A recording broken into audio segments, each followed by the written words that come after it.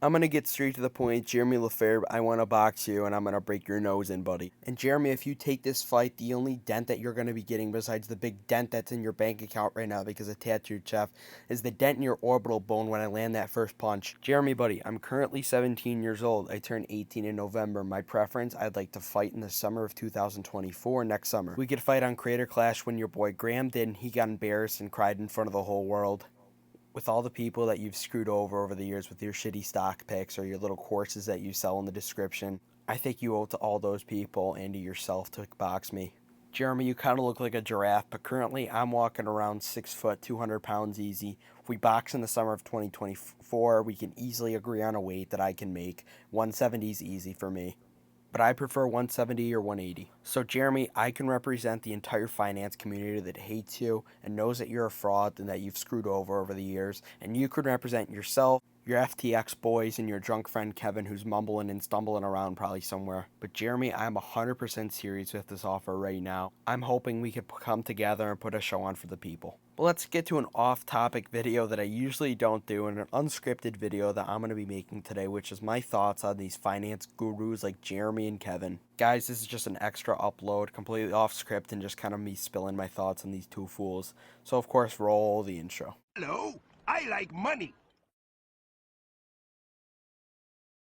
Alright, to start off with Jeremy, he claims he's a financial educator, when the only thing he's educating you on really is how to lose money in the stock market. He doesn't promote any good ways of how to invest. He sucks at his job. His videos suck. They make you want to fall asleep. He loads up and screen records on his little iMac and pulls up a stock chart and talks about how it's going to be the next 10x stock in his portfolio for the next 5 years. Nobody wants to listen to that garbage, and that's why his channel is slowly dying. Then, of course, you got the FTX situation with him, and he promoted a terrible company, knowing it was a terrible company with Sam Bankman fraud. The guy's a tool. He sucks at making videos, and that's that. Now I want to talk about a little bit of like my personal experiences with Jeremy. So I used to be a little Jeremy fanboy back in the day.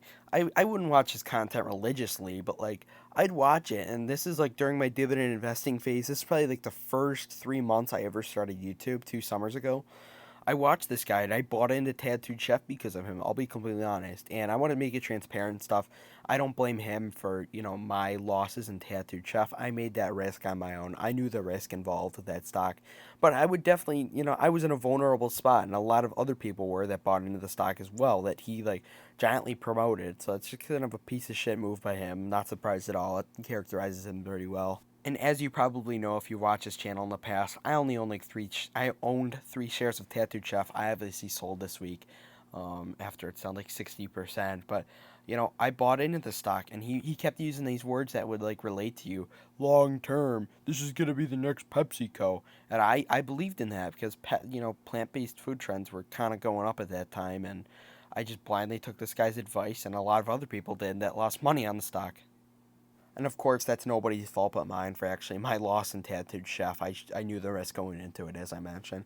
But here's another thing. I actually DM'd this guy, too, on Instagram. And I'm like, I said something to the likes of, why are you still long Walgreens? And I'm long Tattooed Chef. And I was like being a little fanboy in his DMs, I'll be honest. And he's responding, he's like, keep buying, buy the dip. I don't have the messages still because they're on my old account. I got deleted, but trust me there. That's all for Jeremy. I just want to hope he boxes me. I pray to God that he takes the fight and that I could, do some unspeakable things to him. And after I'm done with Jeremy, he's going to be working at Walgreens again. So now we're going to move on to meet Kevin, who's another guy I wanted to talk a little bit about because he's just an odd guy. And this guy, Echoes from Above, he makes a lot of really good videos like on, all these losers. So if you enjoy that type of stuff and other finance content, check out his channel. I DM'd him. He gave me permission to use one of his videos. So thank you so much to him so I could use this video because it's just gold. He's a bit of a Meet Kevin hater, and he actually had a live stream with Kevin to confront him basically and a whole lot of stuff. So anybody that hates Meet Kevin is a friend of mine in the first place. So let's go watch this a little bit. Also, it's appropriate to mention Kevin has been arrested for DUI in the past. Welcome to Meet Kevin. How you doing, sir? Hey, I'm doing good, man. I just we were just having wine on the Champs-Élysées, so I couldn't be better, man. Pause right there. The fact this guy shows up onto the live stream after a DUI, drunk, straight off the wine yards. This is disgraceful. This is embarrassing. This guy has a family. This guy has kids. He's showing up drunk to these live streams to address his DUI. It's disgusting. I'm excited. And you know what? Look, I'm all for chatting things out. And look, in life, I think everybody goes through embarrassing times, difficult times, and I think the best thing to do is just confront them. So here I am. Okay, good. Well, hopefully you could confront them here, because I honestly think that that's honestly what you're better off doing, when certain situations pop up. So let's just go ahead and start right off the bat. First question I have is regarding the DUI thing. So obviously everybody knows. Look at Kevin, dude. This guy's so weird. He shows up drunk on the live stream after he has a DUI, which people have died on the roads for due to drunk driving. And this guy's laughing it off like it's a joke. It's disgusting. It's disgraceful. He's fidgeting around. It's all nervous because you could obviously tell by his body language. You don't have to be an expert, but you could just tell he's so nervous. He's trying to make jokes and kind of reconcile with Echoes from Above. It's too good. Like, the fact that this guy's, still drinking and he's going on live streams and laughing and joking about it like this, it's really disgusting. I found the DUI information that you got a DUI in Florida. You did good. I broke that story on my YouTube No, seriously. channel. I just want to say, shit, you did good. You did good. He says you did good on finding his information about his DUI case. This guy is obviously drunk out of his mind in this live, which is quite fitting. Because there were people out there, and I'm like, this is bullshit. I'm gonna make a video about this eventually. And my plan has always been to make a video about this after the case.